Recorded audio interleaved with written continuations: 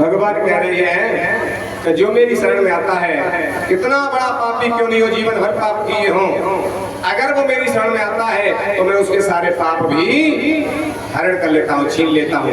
ब्रजे बसंतम नवनीत चोरम ब्रजांगनानां चरुकुल चोरम अनेक जन्मा जित पाप चोरम चौराग्रगण्यम पुरुषम नमामि।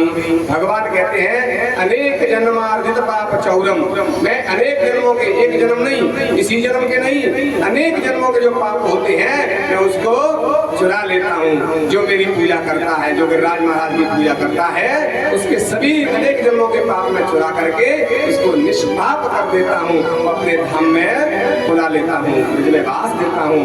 तो आज जाकर के भगवान कहते हैं राधा रानी की कृपा से जो गिरवर लीनो उठा है, राधा रानी की कृपा है।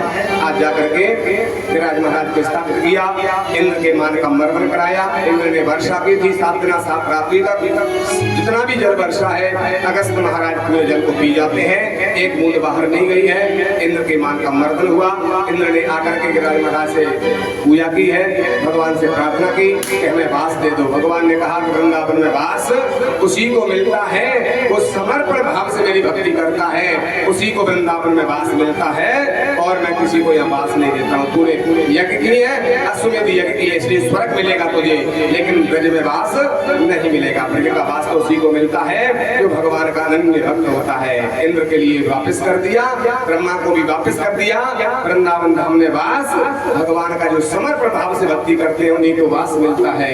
आज सबरे ब्रजवासी में निवास कर रहे हैं, जय जयकार कर रहे हैं। आज की कथा गिरिराज महाराज के चरणों में समर्पित, गुरु महाराज के चरणों में समर्पित, सिद्ध महाराज के चरणों में समर्पित।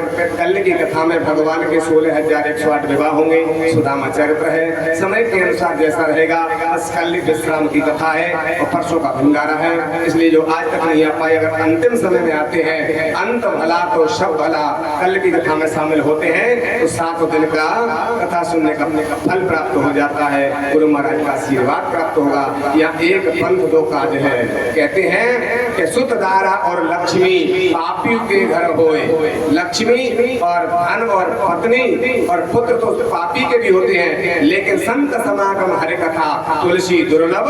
तो तुलसी बाबा कहते हैं संसार में 2 वस्तु दुर्लभ है, एक तो भगवान की कथा और दूसरे संतों के दर्शन। तो आज यहाँ हमको दोनों चीज मिल रही है। ऐसे संत हैं, संत दर्शन जिनमें पाप कट रही, जिनके दर्शन मात्र से ही कष्ट दूर हो जाते हैं, ऐसे हमारे श्री श्री एक श्री गुरुदेव भगवान विराजमान हैं।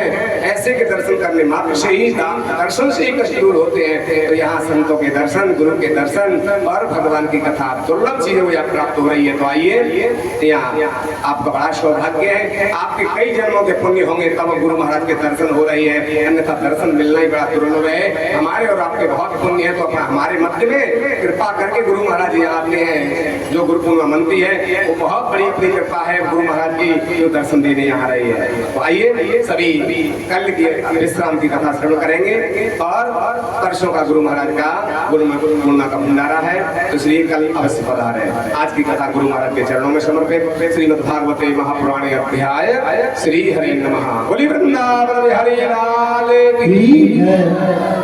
सभी अपने स्थान पर खड़े हो जाएं, भागवत जी की आरती। हाँ, एक और सूचना है, जितने भी यहाँ कथा सुनने के लिए आए हैं, महिला है, पुरुष है, बालक हैं, वृद्ध हैं, बाहर से आए हैं, गाँव के हैं, सभी जितने भी श्रोता आए हैं सभी प्रसादी पाके जाए, बिना प्रसादी के कोई नहीं जाएगा।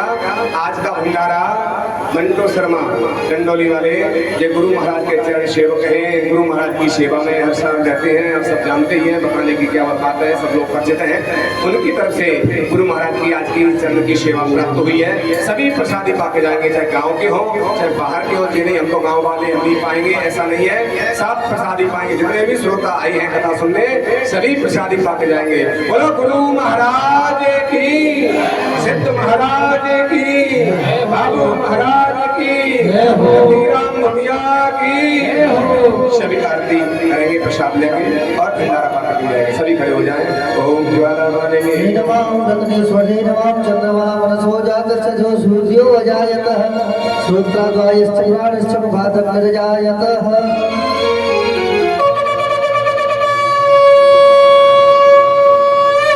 मन में बसा कर तेरी मूर्ति उतारूं मैं गिरधर तेरी आरती। मन में बसा कर तेरी मूर्ति उतारूं मैं गिरधर तेरी आरती। मन में बसा कर तेरी मूर्ति उतारूं मैं गिरधर तेरी आरती।